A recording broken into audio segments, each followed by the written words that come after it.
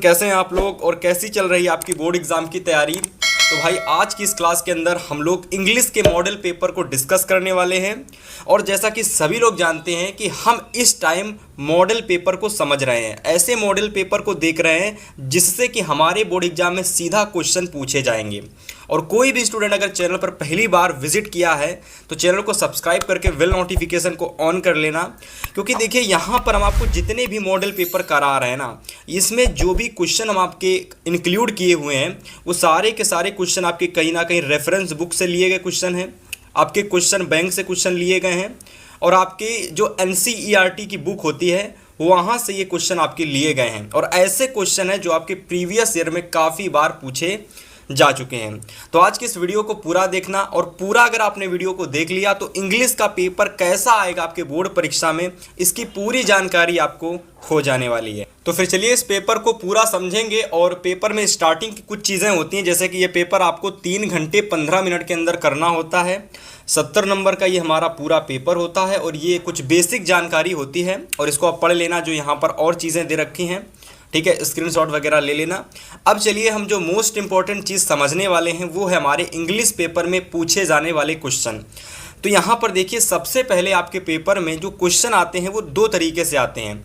एक तो भाई साहब 20 नंबर के क्वेश्चन आते हैं, ठीक है, जिसको हम कह सकते हैं MCQ, यानी 20 नंबर के 20 MCQ पूछे जाते हैं। और फिर इसके बाद आपके आते हैं 50 नंबर के डिस्क्रिप्टिव क्वेश्चन, जो कि भाई 50 नंबर के पूछे जाते हैं। तो यहाँ देखिए सबसे पहले हम देखेंगे सेक्शन ए, और ये हमारा सेक्शन ए में क्या होगा भैया, यहाँ हमारे सारे के सारे MCQ के क्वेश्चन होंगे, ठीक है। तो MCQ के 20 मार्क्स के 20 क्वेश्चन देखेंगे। तो सबसे पहला हमारा जो क्वेश्चन है वो क्वेश्चन ये है। तो क्वेश्चन नंबर फर्स्ट हमारा है कि read the following passage carefully and choose the correct option to the answer the questions that follow. अब यहाँ पर ध्यान से समझना कि ये जो हमारा क्वेश्चन है ये बेसिकली एक अनसीन पैसेज से उठाया गया क्वेश्चन होता है, और इस तरीके का क्वेश्चन आप अपनी पहली बार देखोगे पेपर में। मतलब कि यहाँ पर जो आपका पैसेज आता है ये मतलब कि आपने ऐसा पैसेज कभी भी नहीं देखा होगा, ठीक है। और बेसिकली इसमें ये होता है कि अनसीन पैसेज में आपको क्वेश्चन को ढूंढ करके पैसेज से ही उसका आंसर देना पड़ता है, ठीक है। तो जैसे कि पैसेज आपका स्टार्ट होता है यहाँ से कि इट इज़, ठीक है, it is not luck but labour that makes a man lucky, Shyam American writer is ever waiting for somethings to turn. अब देखिए जो अनसीन पैसेज आता है वो मैक्सिमम आपका 50 से 60 लाइनों का पूछा जाता है, ठीक है। तो जैसे कि यहाँ पर जाकर के आपका अनसीन पैसेज समाप्त होता है कि his attention to small things, ठीक है। तो यहाँ पर जाकर के ये अनसीन पैसेज आपका समाप्त होता है। एक बार आप इसको अच्छे तरीके से पढ़ लीजिएगा, अगर आप नहीं पढ़ना चाहते फिर भी कोई बड़ी बात नहीं है। मेन चीज़ होती है कि आपको यहाँ पर क्वेश्चन सॉल्व कैसे करने हैं, ठीक है। तो देखिए सबसे पहला प्रश्न हम लोगों का यहाँ पर पूछा गया है। इसमें बेसिकली आपके कह सकते हो कि 3 क्वेश्चन आते हैं, और MCQ में सबसे पहला क्वेश्चन हमारा पूछा गया कि which of the following statements, ठीक है। इसके बाद देखिए संपदा मीनिंग ऑफ द पैसेज, यहाँ पर जो एक मीनिंग आपको दे रखी है किस पैसेज में, SAMPDA, ठीक है, संपदा नाम की एक मीनिंग दे रखी है। तो बेसिकली इस मीनिंग का मतलब क्या है, ठीक है, जो इस पैसेज में हमारी मीनिंग दे रखी है इस मीनिंग का मतलब क्या होता है, ठीक है। जैसे कि अगर हम लोग किसी शब्द की बात करें, जैसे कि कोई एक लाइन का शब्द है, अब उस एक लाइन के शब्द को हिंदी में हम लोग काफ़ी उसका जो अर्थ होता है बड़ा होता है, ठीक है। उसी तरीके से यहाँ पर SAMPDA संपदा नामक एक शब्द है, इंग्लिश का वर्ड है, और इस वर्ड का जो मीन्स है वो क्या रहने वाला है, ठीक है। तो देखिए सबसे पहले 3 ऑप्शन आपको दे रखे होते हैं, और ये क्वेश्चन आप तभी कर पाएंगे जब आपको चीज़ों एकदम जो अनसीन पैसेज है उसको सॉल्व करने का आपको तरीका पता होगा। तो सबसे पहले आपको एक बार क्वेश्चन पढ़ना है, पढ़ने के बाद में फिर आपको अनसीन पैसेज पर जाना है और देखना है कि इसका राइट आंसर क्या होने वाला है, ठीक है। तो आप इसको एक बार देख लीजिएगा। फिलहाल इसका राइट आंसर क्या होता है मैं आपको बताता हूँ। तो इसका राइट ऑप्शन आपका होगा कि luck often ends in defeat but labour produce luck, ठीक है। तो ये इसका बिल्कुल सही ऑप्शन आप लोगों का हो जाएगा। एक बार अगर आप नज़र डालेंगे तो यहाँ पर आप देख सकते हैं, जैसे कि आपका दे रखा है कि luck slip downwards to self indulgence, labour strides upwards and aspires to independence, ठीक है। तो इस तरीके से आप लोगों का यहाँ पर देखो चीज़ें दे रखी हैं। बेसिकली आपको इतनी चीज़ें ध्यान देनी है कि सबसे पहले हमें क्वेश्चन को पढ़ना है, फिर कोई जो भी चीज़ पूछी जा रही है उस चीज़ को हमको पैसेज से ढूंढ करके उसका आंसर देना है, ठीक है। इसके बाद अगर हम अगले क्वेश्चन की बात करें तो नेक्स्ट क्वेश्चन है कि which one of the statement is the true about the passage. मतलब कि इन चार में से कौन सी ऐसी स्टेटमेंट दे रखी है, चार ऑप्शन दे रखे हैं, ठीक है। तो चार ऑप्शन में हमारी एक स्टेटमेंट सही है, बाकी सारी गलत हैं। जैसे कि पहली दे रखी है कि luck the necessary of success, यानी lucky the necessary of success. दूसरा दे रखा है कि success depends only hard work. तीसरा दे रखा है कि expectation of good luck always meets with disappointment. और 4 नंबर दे रखा है कि success is exactly proportional to hard work, ठीक है। तो बेसिकली यहाँ जो सक्सेस है उससे रिलेटेड 4 स्टेटमेंट्स दे रखे हैं। अब इन 4 स्टेटमेंट में हमारा कोई एक स्टेटमेंट सही है, वो भी पता कैसे चलेगा, इस पैसेज के अकॉर्डिंग पता चलेगा, ठीक है, कि इस पैसेज में उस सक्सेस के पैटर्न को लेकर क्या बात की गई है। तो बेसिकली इसका राइट ऑप्शन आपका हो जाएगा ऑप्शन नंबर 2, यानी सक्सेस जो होती है डिपेंड करती है आपके हार्ड वर्क पर, ठीक है। और वैसे भी ये मतलब कि कहावत सच भी होती है कि जो सक्सेस होती है वो आपके हार्ड वर्क पर डिपेंड करती है कि आप कितना कठिन परिश्रम करते हैं, ठीक है। तो आपका जो आंसर भी यही होगा, ठीक है। और पैसेज में भी कहीं ना कहीं यही दे रखा होगा, जैसे कि दे रखा है कि in the other words that a man's success in life will be proportional to his efforts. अब देखो यहाँ पर तो एफर्ट्स को दिखा रहा है कि जो आपकी लक होती है वो डाई प्रोपोर्शनल होती है योर एफर्ट्स के, बट यहाँ पर एफर्ट्स की बात ही नहीं की गई कहीं पर। देखिए एफर्ट्स नामक कोई शब्द यहाँ पर नहीं है। इसका मतलब ये है कि ऑप्शन नंबर जो हमारा 2 होगा वो बिल्कुल सही होगा, ठीक है। चलिए अगले क्वेश्चन की बात करें तो क्वेश्चन नंबर 3 हम लोगों का है कि which word in the passage in opposite of failure. तो यहाँ पर देखिए फेलियर का जो अपोजिट होता है वो क्या होता है। अब देखिए अपोजिट फेलियर का आपको बताना है, लेकिन जो भी आप अपोजिट बताएं वो अपोजिट आपके पैसेज में दे रखा हो। जैसे कि अगर हम बात करें कि अमीर का क्या होता है, गरीब होता है, तो बेसिकली गरीब जो होता है वो आपके पैसेज में दिया रहना चाहिए। अगर गरीब नामक शब्द आपके पैसेज में नहीं दे रखा है इसका मतलब वो आपका आंसर सही नहीं है। इसी वजह से देखिए फेलियर शब्द यहाँ पर दे रखा है। फेलियर का मतलब होता है अपने लाइफ में आप जब सक्सेस नहीं हो पाते हैं तो बेसिकली उसको फेलियर कहते हैं। तो फेलियर का अपोजिट क्या होगा, तो सक्सेस होगा, और सक्सेस हमारा पैसेज में दे ही रखा है। तो इस वजह से सी नंबर हमारा बिल्कुल सही ऑप्शन हो जाएगा, ठीक है। और इसी तरीके से स्टूडेंट क्या कर सकते हो, आप अपने चीज़ें जो होती हैं अनसीन पैसेज के क्वेश्चंस की, उनको आप सबसे पहले पढ़ेंगे क्वेश्चन को, और क्वेश्चन को पढ़ने के बाद फिर पैसेज में जाएंगे और पैसेज में ढूंढ करके चीज़ों के क्वेश्चन के आंसर आपको यहाँ पर देने हैं, ठीक है। अब यहाँ पर देखिए आगे की जो क्वेश्चंस हैं उनकी हम बात करते हैं। चलिए भाई आगे की क्वेश्चंस की अगर हम बात करें तो देखिए यहाँ पर हमारे क्वेश्चन नंबर 4 से लगाकर क्वेश्चन नंबर 8 तक यहाँ पर हमारे जो क्वेश्चंस होंगे वो हमारे ग्रामर के होंगे। अब देखिए बेसिकली बहुत सारे स्टूडेंट्स को दिक्कत होती है कि ग्रामर में भैया कैसे क्वेश्चन आते हैं, ठीक है, कि ग्रामर में किस किस टाइप के क्वेश्चंस आते हैं और कैसे पूछे जाते हैं। तो देखिए सबसे पहले जो हमारा पहला क्वेश्चन आपको देखने को मिलेगा आपके पेपर में वो हमारा क्वेश्चन होगा पार्ट ऑफ स्पीच से, ठीक है। और पार्ट ऑफ स्पीच में आप सभी को पता है कि बहुत सारी चीज़ें होती हैं, एडजेक्टिव होता है, वर्ब होता है, एडवर्ब होता है, ठीक है, बहुत सारी चीज़ें होती हैं, कंजक्शन होता है, ठीक है। तो ये सारी चीज़ों से रिलेटेड क्वेश्चंस आते हैं। तो ये सारे क्वेश्चंस आप तभी कर पाएंगे जब आप लोगों को पार्ट ऑफ स्पीच के क्वेश्चन की प्रैक्टिस होगी। तो आप जुड़े रहिए चैनल के साथ, आपकी प्रैक्टिस करा दी जाएगी, ठीक है। फिलहाल हम बात करते हैं, पहला क्वेश्चन हमारा पूछा गया है पार्ट ऑफ स्पीच से कि my friend is a hard working man, identify the verb. अब देखिए क्वेश्चंस में ये कह रहा है कि my friend is a hard working man. यहाँ पर हमको एक सेंटेंस दे दिया गया है और हमसे यह कह रहा है कि इसमें भैया हमारा वर्ब कौन सा है। My friend is a hard working man, ठीक है। तो वर्ब बेसिकली 2 तरीके का होता है, एक मेन वर्ब और एक हेल्पिंग वर्ब। एक तो हमारा मेन वर्ब होता है, दूसरा हमारा हेल्पिंग वर्ब होता है। लेकिन जब भी कभी केवल वर्ब आ जाए तो वहाँ पर हम लोग क्या बताएंगे भैया, वहाँ पर हम लोग बताएंगे हेल्पिंग वर्ब, ठीक है। वहाँ पर हम क्या बताएंगे, हेल्पिंग वर्ब बताएंगे, ठीक है। तो my friend is a hard working man, यहाँ पर हमारा जो वर्ब हो जाएगा वो इज़ हो जाएगा। क्या हो जाएगा, इज़। इज़ यहाँ पर हमारा वर्ब हो जाएगा। ये हमारा पहला क्वेश्चन था ग्रामर का, पार्ट ऑफ स्पीच का, जिसको हमने अच्छे तरीके से देखा। इसके बाद सेकेंड क्वेश्चन हमारा है कि it is raining heavily. It is a raining heavily, इसको क्या करना है कि change the sentence into present perfect continuous tense. Basically इस क्वेश्चन को हमको प्रेजेंट परफेक्ट कॉन्टिन्यूअस में बदलना है। तो बहुत आसान है कि प्रेजेंट परफेक्ट जो कॉन्टिन्यूअस होता है इसका फॉर्मूला क्या होता है, सॉरी इसका हेल्पिंग वर्ब क्या होती है। तो प्रेजेंट परफेक्ट कॉन्टिन्यूअस टेंस की जो हेल्पिंग वर्ब होती है सभी लोगों को पता होगी कि हैज़ बीन होती है और आपकी हैव बीन होती है। ठीक है, अगर आपको नहीं पता है, बेसिक चीज़ है एकदम कि हैज़ बीन और हैव बीन हेल्पिंग वर्ब किसकी होती है, तो प्रेजेंट परफेक्ट कॉन्टिन्यूअस की होती है। ठीक है, और यहाँ पर अगर हम बात करें हैज़ बीन कहाँ पे आ रहा है, तो ऑप्शन नंबर 6 में आ रहा है। इसका मतलब ऑप्शन नंबर 6 हमारा बिल्कुल सही है। ठीक है, तो इट इज़ रेनिंग हैविली मतलब कि it has been raining heavily हो जाएगा फिर।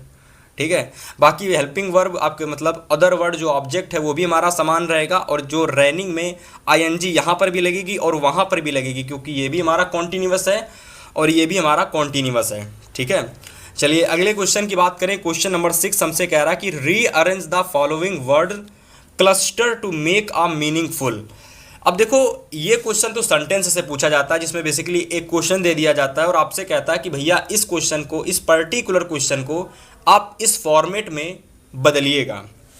ठीक है, अब यहाँ पर जो क्वेश्चन पूछा गया है, इस क्वेश्चन में हमसे ये कह रहा है कि जो शब्द दे रखे हैं the teacher A is favourite end of all Ramesh, इसको बेसिकली हमको एक फॉर्मेट में डालना है, एक सेंटेंस के रूप में डालना है। और सेंटेंस कैसा दिखता है, एक सब्जेक्ट होता है, ठीक है, फिर उसमें हेल्पिंग वर्ब होती है और फिर मेन वर्ब होती है और इसके बाद आपका ऑब्जेक्ट होता है और फिर अदर वर्ड होता है। ठीक है, तो ऐसे करके क्या होता है भैया, एक हमारा सेंटेंस बनता है। ठीक है, अब यहाँ पर देखिए सारी चीज़ें आपको देखनी और रखनी, और कैसा आपका जो उत्तर है या फिर आंसर है कैसा दिखेगा। देखिए तो यहाँ पर हम बेसिकली अगर हम बात करें इस क्वेश्चन के राइट ऑप्शन की, तो ऑप्शन नंबर में भी Ramesh is a favourite of all the teachers, मतलब कि रमेश जो था वो सभी टीचर्स का फेवरेट था। अगर बेसिकली हम बात करें अदर ऑप्शन की, तो आप देख सकते हो कि Ramesh the teacher is favourite of all, इसमें हेल्पिंग वर्ब मेन वर्ब अलग अलग दे रखी है, ये भी बिल्कुल गलत है। Ramesh is a favourite of all the teachers, ये भी मेरे हिसाब से मे भी गलत है, क्योंकि ऑल द टीचर आपका पहले आएगा और फेवरेट में भी, एक मिनट, ऑप्शन नंबर बी भी हमारा सही हो सकता है, और all the teacher is a favourite of Ramesh ये गलत होगा। तो क्वेश्चन नंबर बी और क्वेश्चन नंबर डी में देखना है कि कौन सा सही होगा। तो Ramesh is a favourite of the all teacher, Ramesh is a favourite of the all teacher, Ramesh is a favourite of all the teacher, of all the teacher, of the all teacher. ठीक है, तो बेसिकली यहाँ पर देखिए हमारा जो ऑप्शन नंबर डी है ये बिल्कुल सही होगा। ठीक है, यहाँ पर हमारा ऑफ ऑल द टीचर भी हो सकता है और of the all teacher. Of the all teacher का मतलब होता है कि ऑल टीचर मतलब सभी अध्यापक। ठीक है, और यहाँ पर ऑफ ऑल द टीचर लगा हुआ है, इसका मतलब ये है कि द जो है हमारा वो आल के बाद में आएगा, ना कि आल से पहले आएगा। ठीक है, तो इस वजह से हमारा डी नंबर बिल्कुल सही है। इसके बाद अगले क्वेश्चन की बात करें, 7 नंबर क्वेश्चन है कि I am proud of my son. तो बेसिकली ये क्वेश्चन हमारा प्रीपोजिशन का है। तो प्रीपोजिशन में क्या होता है भाई, प्रीपोजिशन में आपके जैसे कि अगर हम बात करें तो प्रीपोजिशन में मतलब बेसिकली आपका ऑफ होता है, विद होता है, टू होता है, फ्रॉम होता है, ये सारी चीज़ें प्रीपोजिशन के अंतर्गत आती हैं। तो बेसिकली यहाँ पर हम बात करें तो आई एम प्राउड ऑफ होगा, फिर माई होगा, फिर सन होगा। ठीक है, तो जो हमारा कॉलम खाली स्थान है यहाँ पर हमारा ऑफ आ जाएगा और ऑप्शन नंबर हमारा सी बिल्कुल सही हो जाएगा।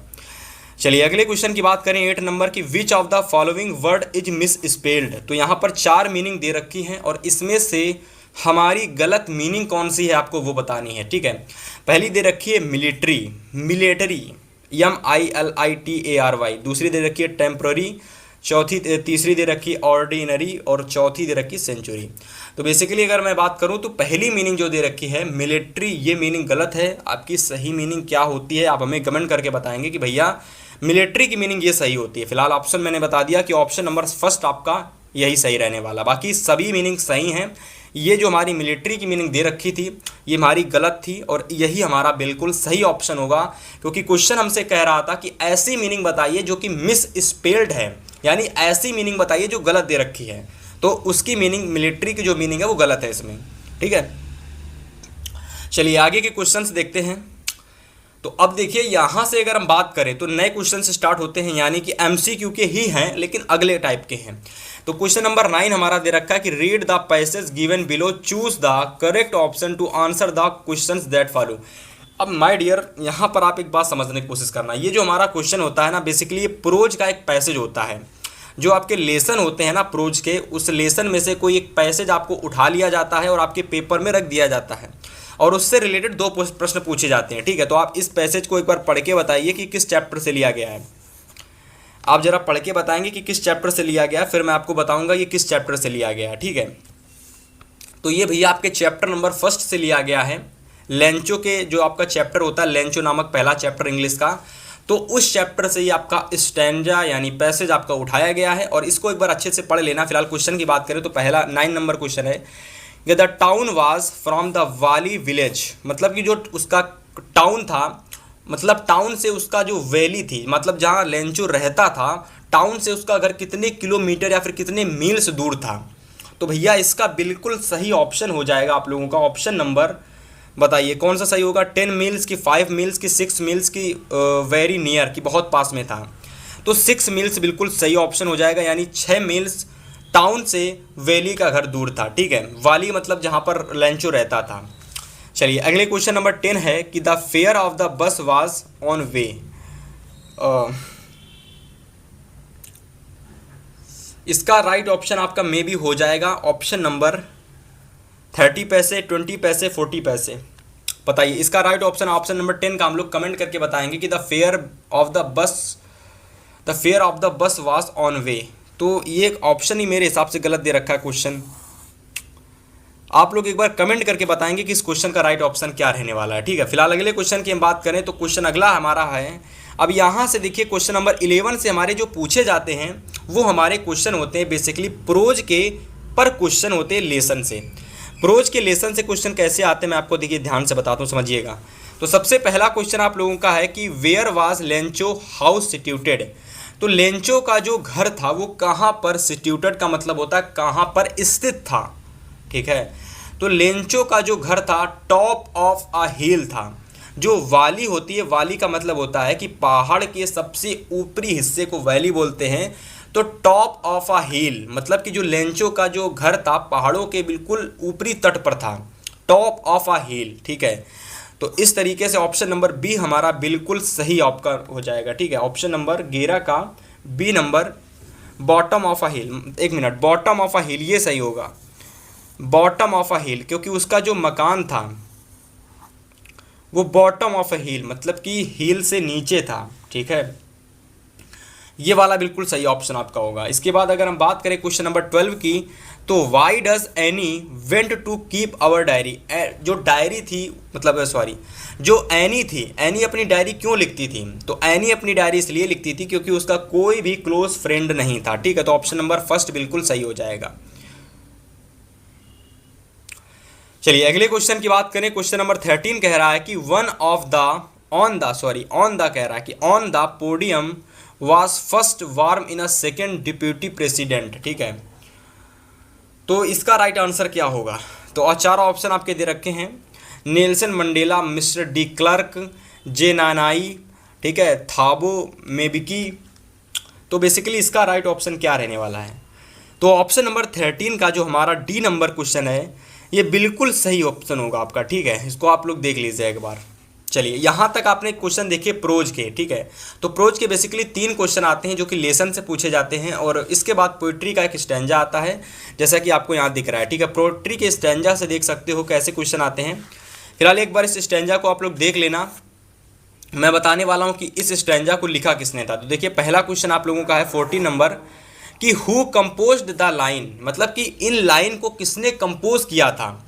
रॉबर्ट फ्रस्ट ने, कि रॉबिन क्लाइन ने, कि कैरलियन वेल्स ने, या फिर लेसी नॉर्से ने? तो बेसिकली इसका बिल्कुल सही ऑप्शन हो जाएगा। क्या होगा? तो सबसे पहले तो कमेंट करके बताइए कि भैया ये किस चैप्टर से लिया गया है और ये इसके जो कह सकते हो कि पोएट हैं वो कौन है, मतलब इसके लिखने वाले जो कवि हैं वो कौन है, इसके पोएट कौन हैं? तो इसके पोएट आपके रहने वाले हैं रॉबर्ट फ्रॉस्ट। ठीक है, रॉबर्ट फ्रॉस्ट द्वारा लिखा ये आपका स्टैंजा है। और अगर हम सेकेंड क्वेश्चन की बात करें तो सेकेंड क्वेश्चन कह रहा है कि if the world is to press Paris, मतलब जो वर्ल्ड पेरिस का वर्ल्ड ट्वाइस है, द पोइट फेवर्स, ये पोइट के किस फेवर में जाता है? वाटर के, कि फायर के, कि एटॉम बॉम्ब के, कि आइस के? ठीक है, तो बेसिकली इसके अगर हम राइट ऑप्शन की बात करें तो फायर आपका बिल्कुल सही हो जाएगा। इसके बाद क्वेश्चन नंबर 16 देखिए कि द वर्ड सफीस मीन्स। देखिए सफीस का मतलब होता है, सफीस का मतलब होता है उपसर्ग। सफीस का मतलब क्या होता है? उपसर्ग होता है।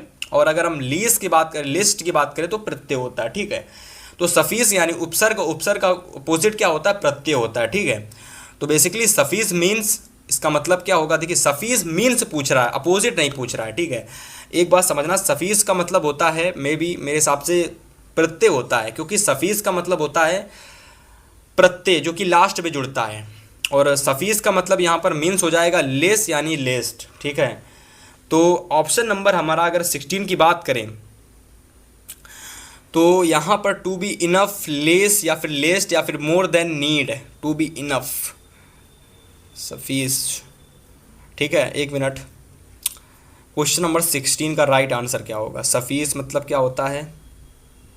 सफीस, सफिशियंट, कोई जगह सफिशियंट है। ठीक है, मतलब सफिशियंट का मतलब होता है to be enough, maybe वो सफिक्स समाता हो, मतलब वो जो सफिक्स जिसकी मैं बात कर रहा हूँ वो सफिक्स होता है। सफिक्स का मतलब होता है जो आगे जुड़ता है, सफिक्स का मतलब होता है उपसर्ग, बट यहाँ पर सफीस पूछ रहा है, सफाइस, सफाइस का मतलब होता है टू बी इनफ, तो ऑप्शन नंबर बी बिल्कुल सही हो जाएगा। ठीक है, तो इस तरीके से देखिए यहाँ पर 14, 15, 16 क्वेश्चन हम लोगों ने पूरे कंप्लीट कर लिए।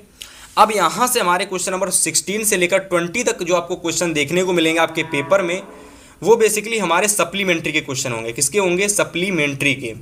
तो सप्लीमेंट्री के कैसे कैसे क्वेश्चन आते हैं और किस किस चैप्टर से पूछे जाते हैं और कितने बड़े क्वेश्चन होते हैं, सारी जानकारी आपको देते हैं। ठीक है, तो देखिए सबसे पहला क्वेश्चन हमारा क्या है? सबसे पहला क्वेश्चन हम लोगों का है कि at the clinic doctor gave tricky. तो आप लोगों को जब चैप्टर पढ़ रहे होगे, ठीक है, जब आप चैप्टर अच्छे तरीके से, जो ट्रिकी का चैप्टर था, जो डॉक्टर होता है ट्रिकी को किस तरीके से उसका जो इलाज करता है, ठीक है, तो आप कोई चैप्टर पढ़े होगे तो आपको पता होगा कि वो 2 दिनों तक ट्रिकी को भोजन ही नहीं देता है, केवल पानी देता है। ठीक है, तो ऑप्शन हमारा दे रखा है फ्रूट्स एंड वेजिटेबल्स, इंजेक्शंस, और 2 ऑप्शन दे रखे हैं। तो ऑप्शन नंबर हमारा तीसरा है नो फूड फॉर 2 डेज। तो यही बिल्कुल हमारा सही ऑप्शन हो जाएगा कि ट्रिकी को डॉक्टर ने 2 दिनों तक कोई भी भोजन नहीं दिया था, केवल उसको पानी दिया था, वो भी उसने नहीं पिया था। इसके बाद अगर हम 17 नंबर क्वेश्चन की बात करें तो क्वेश्चन नंबर 17 है कि when the thief awake the next morning he found. तो जब आप लोगों का जो चोर था, ठीक है, अनिल नामक, जो उसका मतलब अनिल तो उसका एक प्रकार से कह सकते हो मालिक था, ठीक है, लेकिन जो चोर था वो कौन था, उसका नाम आपको हमें कमेंट करके बताना है। ठीक है, द थीफ स्टोरी में जो चोर था वो कौन था, उसका नाम हमें आपको कमेंट करके बताना है। और वो जो चोर था, जब वो सुबह उठता है तो उसके बगल में उसका जो मालिक होता है वो अनिल, वो क्या कर रहा होता है? तो जब अगली मॉर्निंग, जब थीफ जो चोर होता है जब उठता है तो उसका जो मालिक होता है यानी अनिल, वो क्या कर रहा होता है भाई? तो अनिल हैड लेफ्ट हिम, मतलब वो देखता है कि अनिल जो है वो चाय बना करके लाया है। ठीक है, Anil had made the T. ठीक है, Anil had made the T, तो ये वाला ऑप्शन बिल्कुल सही हो जाएगा, यानी अगली सुबह अनिल क्या होता है, उस चोर के लिए स्वयं चाय बना करके लाता है। ठीक है, इसके बाद अगर हम क्वेश्चन नंबर 18 की बात करें कि भोली वाज द डॉटर ऑफ, तो भोली जो थी वो किसकी डॉटर थी, यानी किसकी पुत्री थी? तो भोली जो पुत्री थी यानी डॉटर थी वो रामलाल की थी। किसकी? रामलाल की। और रामलाल क्या था? तो रामलाल एक नंबरदार था। ठीक है, जो गांव में होते हैं ना नंबरदार जिनको कहते हैं, ठीक है, तो बेसिकली वही आपका रामलाल था। इसके बाद क्वेश्चन नंबर 19 की बात करें तो who was Ramlal eldest daughter. तो रामलाल की जो एल्डेस्ट डॉटर थी उसका नाम क्या था? तो रामलाल की ये एल्डेस्ट डॉटर का नाम था राधा। क्वेश्चन नंबर 20 है कि what did he Ebright start collecting in childhood. ठीक है, तो जो आपके साइंटिस्ट थे उन्होंने बचपन में क्या इकट्ठा करना स्टार्ट किया था बचपन से ही? तो वो बटरफ्लाई को बचपन से इकट्ठा करना लगे थे। ठीक है, जो इब्राइट आपके साइंटिस्ट थे वो बचपन से बटरफ्लाई को इकट्ठा करना उन्होंने स्टार्ट किया था, क्योंकि वो उनकी कह सकते हो अंदर की इच्छा थी, और आगे चल के उन्होंने बटरफ्लाई पर काफ़ी सारे रिसर्च किए थे। तो चैप्टर में आपको पढ़ने को मिलेंगे, ठीक है, जब आप रॉबर्ट इब्राइट का चैप्टर पढ़ेंगे। फिलहाल इस तरीके से देखिए पूरे पेपर के, इंग्लिश के पेपर में कैसे कैसे आपके MCQ के टाइप के क्वेश्चंस आएंगे, हमने आपको सारी चीज़ें बताएं कि ग्रामर से कैसे क्वेश्चन आएंगे, पैसेज से कैसे क्वेश्चन आएंगे, प्रोज के कैसे कैसे और किस किस टाइप के क्वेश्चन आएंगे, इवन सप्लीमेंट्री के, और यहाँ तक कि हमने पूरे क्वेश्चंस देखे और कहाँ कहाँ से क्वेश्चंस आते हैं सारी जानकारी देखी। तो एमसीक्यू के बाद में अगर हम बात करें, जो हमारे क्वेश्चन आते हैं फिर पूछे जाते हैं डिस्क्रिप्टिव क्वेश्चन। और डिस्क्रिप्टिव क्वेश्चन होते हैं टोटल 50 नंबर के। कितने नंबर के? 50 नंबर के। और अगर हम बात करें कि डिस्क्रिप्टिव वाले क्वेश्चंस को आप पूरे नंबर कैसे ला सकते हो, तो इसके लिए बेसिकली आपको चीज़ें समझनी होंगी सबसे पहले, ठीक है। तो सबसे पहले देखिएगा, जो सेक्शन बी होता है इसमें सबसे पहला हमारा सेक्शन आता है रीडिंग सेक्शन। और रीडिंग सेक्शन में हमारा एक पैसेज पूछा जाता है। तो इस पैसेज को मैं आपको पढ़ के नहीं बताने वाला हूँ, बेसिकली आपका समय ही जाएगा, क्योंकि पेपर में आपके पहली बार पैसेज आता है जिसको आपको क्या करना पड़ता है, केवल सॉल्व करने का अगर आपको तरीका पता है तो उस पैसेज को आप सॉल्व कर लेंगे और उसके इवन आप सभी क्वेश्चन के आंसर दे पाएंगे, ठीक है। तो इसको हम पढ़ने नहीं वाले हैं, सीधा इसके क्वेश्चन पर आते हैं, ठीक है। तो बहुत बड़ा पैसेज है, यहाँ से स्टार्ट है आप लोगों का, इन इंडिया से स्टार्ट है। और देखो कम से कम 1.5 पन्ने का पैसेज आता है, इस बात को याद रखना, ठीक है। देखिए पूरा पैसेज आप लोगों का ये, ठीक है। और आगे और भी है, ऐसी बात नहीं है, और भी है आगे। देखिए यहाँ तक पूरा पैसेज आप लोगों का है कि जनरेशन टू डिसाइड। तो बेसिकली यहाँ तक ये पैसेज आपका है और हमसे कह रहा है कि इस पैसेज में दिए गए क्वेश्चन के आंसर दीजिए। तो देखिए सबसे पहला क्वेश्चन आप लोगों का है कि what was lead to the disintegration of the joint family. तो जॉइंट फैमिली में कैसी चीज़ें होती हैं आपको उसके बारे में आपको यहाँ पर थोड़ा बताना है, ठीक है।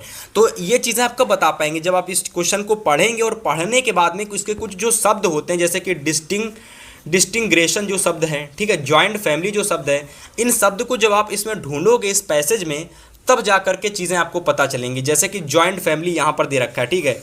The joint family system outweigh the disadvantage in the cycle of life, ठीक है। तो जो जॉइंट फैमिली होती है वहाँ पर बहुत ही ज़्यादा डिसएडवांटेज होते हैं अब जीवन को जीने के, ठीक है। अगर हम अकेले अपनी फैमिली में 2 से 3 लोग रहते हैं तो अच्छे तरीके से इवन हम जो मनाता वो कर सकते हैं, ठीक है।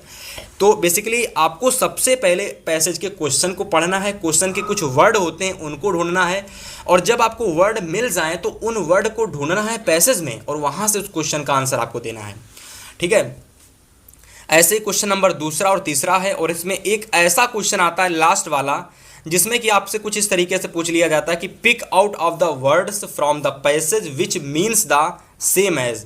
मतलब कि 4 शब्द आपको दे दिए जाते हैं और आपसे ये कहता है कि इन 4 शब्द का अर्थ बताइए, लेकिन उसका जो अर्थ हो यही होना चाहिए। बेसिकली ये आपका इसका पर्यायवाची आपको बताना है, आपको इसको सिनोनिम्स बताना है। लॉस्ट यूनिटी का सिनोनिम्स क्या होगा, चांसेस का सिनोनिम्स क्या होगा, शॉकिंगली रिप्लेंट का सिनोनिम्स क्या होगा, और डे केयर नेसेसरी का नर्सरी का सिनोनिम्स क्या होगा। तो पर्यायवाची बताना, मतलब आपका जो ये शब्द दे रखा है इसका अर्थ आपको बताना है, ठीक है। इतनी चीज़ सबकी क्लियर हो गई। तो इस तरीके से देखिए आपके बोर्ड परीक्षा में 50 नंबर में जो सबसे पहला क्वेश्चन आता है वो आता है पैसेज का, और पैसेज को कैसे सॉल्व करना है मैंने आपको फिर से बता दे रहा हूँ कि सबसे पहले क्वेश्चन को पढ़ना है, क्वेश्चन में दिए गए कुछ वर्ड होते हैं उनको ढूंढना है। जैसे कि डिस्टिंग्रेशन जॉइंट फैमिली, मैंने डिस्टिंग्रेशन जॉइंट फैमिली को इस पैसेज में देखा तो मिल गया जॉइंट फैमिली, और यहाँ से उठा करके इतना से लेकर इतना तक हमने चिपका दिया यहाँ पर आंसर, तो बन गया आंसर इसका, ठीक है। तो ऐसे करके आप पैसेज सॉल्व करेंगे। इसके बाद राइटिंग सेक्शन आता है जिसमें बेसिकली 2 तरीके के क्वेश्चंस आते हैं, ठीक है। सबसे पहला क्वेश्चन आता है लेटर का और दूसरा क्वेश्चन आता है एप्लीकेशन का। तो लेटर और एप्लीकेशन में से कोई 2 चीज़ें, मतलब 2 में से कोई एक ही आप लिख सकते हो, ठीक है। तो यहाँ पर देख सकते हो कि पहला क्वेश्चन है लेटर का कि write a letter to your friend inviting him attend the marriage party of your elder brothers.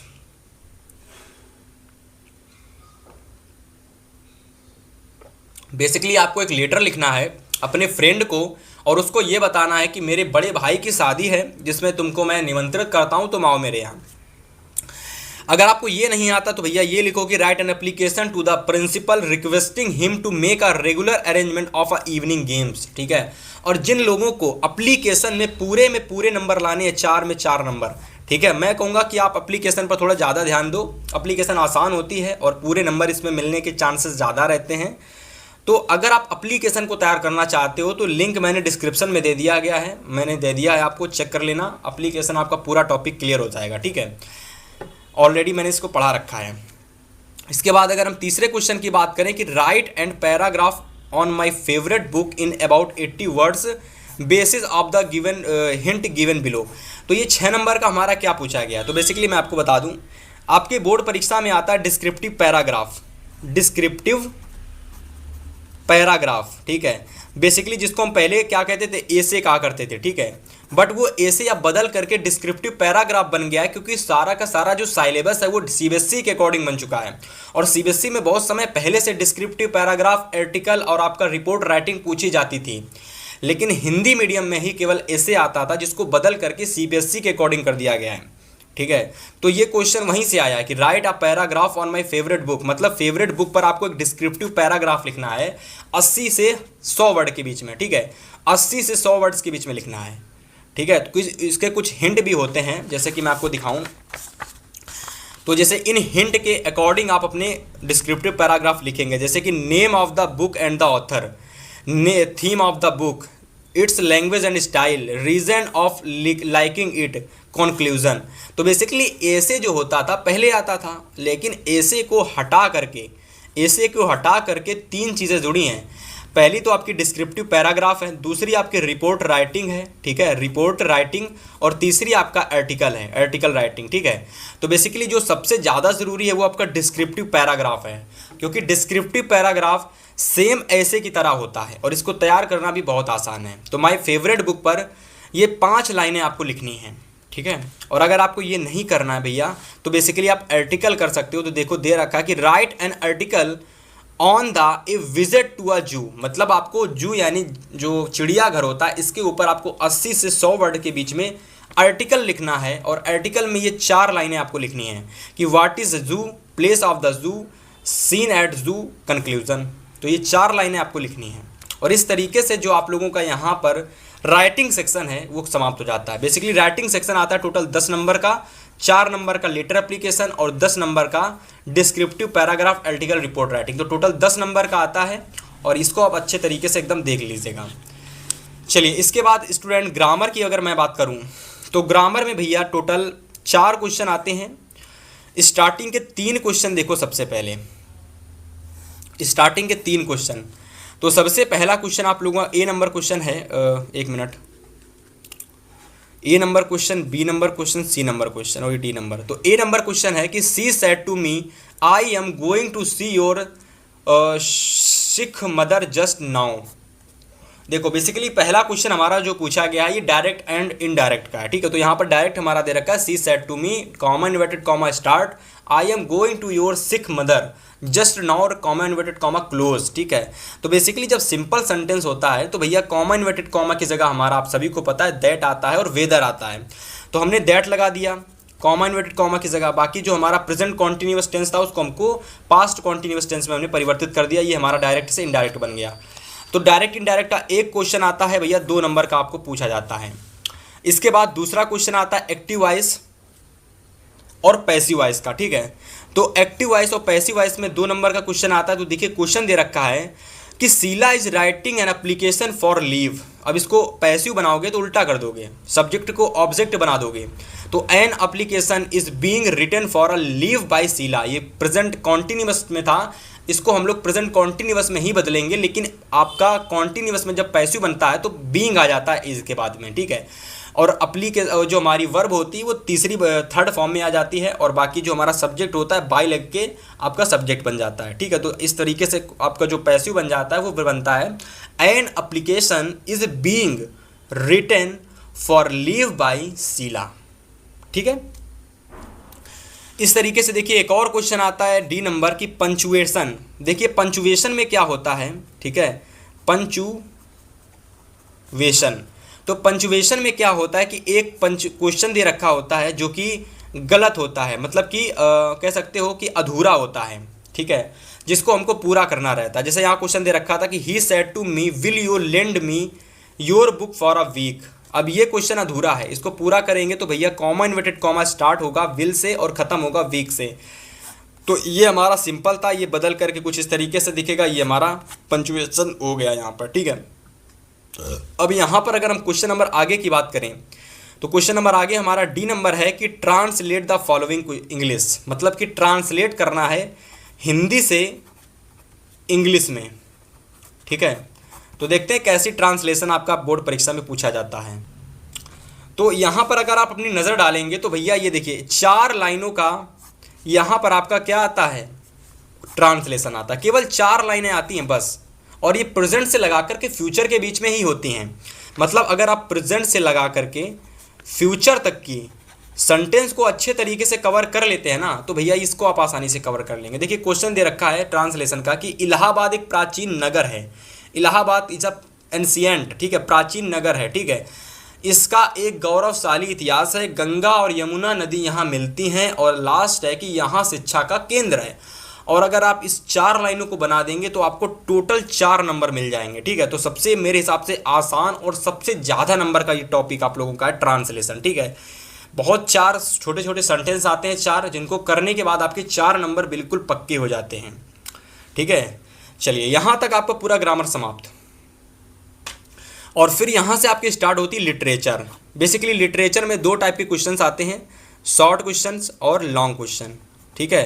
Plus लगा लो, इसमें आपका पोयम आती है, प्लस लगा लो सेंट्रल आइडिया आता है, ठीक है। बस इतनी चीज़ें आती हैं, central idea, poem, short question और लॉन्ग क्वेश्चन। तो सबसे पहले अगर मैं बात करूं तो देखिए स्टार्टिंग में जो 2 क्वेश्चन आते हैं प्रोज के आते हैं। स्टार्टिंग के 2 क्वेश्चन प्रोज के आते हैं, 2 में से कोई एक करना होता है, ये शॉर्ट क्वेश्चन होते हैं, ठीक है। तो पहला शॉर्ट क्वेश्चन हमारा है कि how did the author's birthday passed in the summer of 1940।